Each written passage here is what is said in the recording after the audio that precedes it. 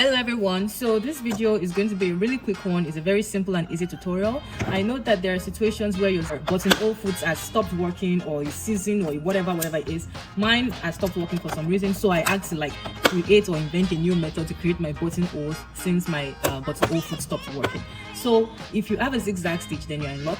You can use a zigzag stitch for what I'm about to show you. And if you don't have a zigzag stitch, if it is this kind of sewing machine where you are kind of knob, this right here is representing the the buttonhole stitch, and then you can also use the zigzag stitch but set it to the tiniest and set it to the tiniest width if you want to use your zigzag stitch and you don't have the buttonhole stitch. But if you have the buttonhole stitch, just set it to the buttonhole stitch.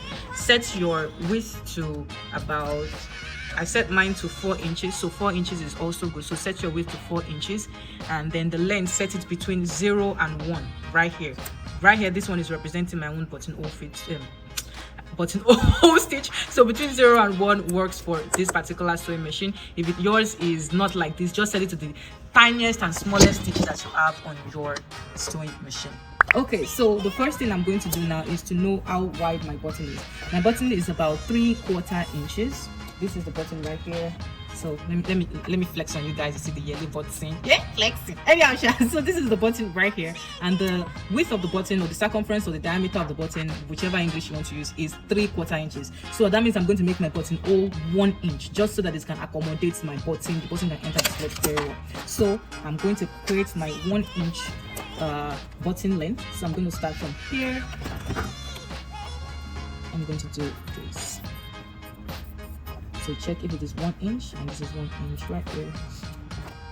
So this is going to be the buttonhole that I'm going to create. So I'm going to set my regular foot down. Now this particular foot that I'm using, you see that it is very much wider. Let me show. It's wider than like your regular foot. So I got this special wide foot. You know, it was part of all the foots that were with my sewing machine, and I sort of liked it because I can see right through it. So if you have a foot like this, that works. If you have a regular foot, that also works. I just have a personal preference for this one to create my buttonhole. So after putting my foot down like this, I'm then going to start stitching. I'm going to reverse.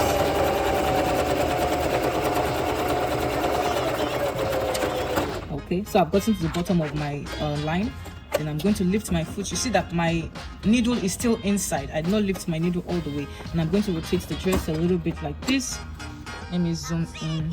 So I'm going to stitch it just like 3-4 stitches, then turn it again, lift it and turn it again, and I'm going to stitch it all the way to the top.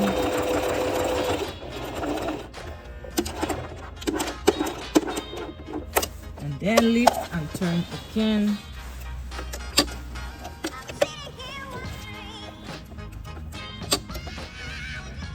Okay, and then I'm going to just stitch the last 2 to 3 stitches, and there you have it.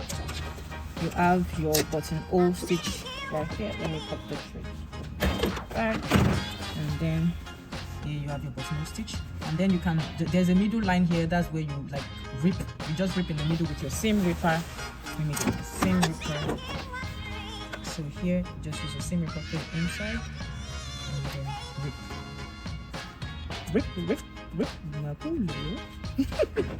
And then I can put my button right through the hole like this.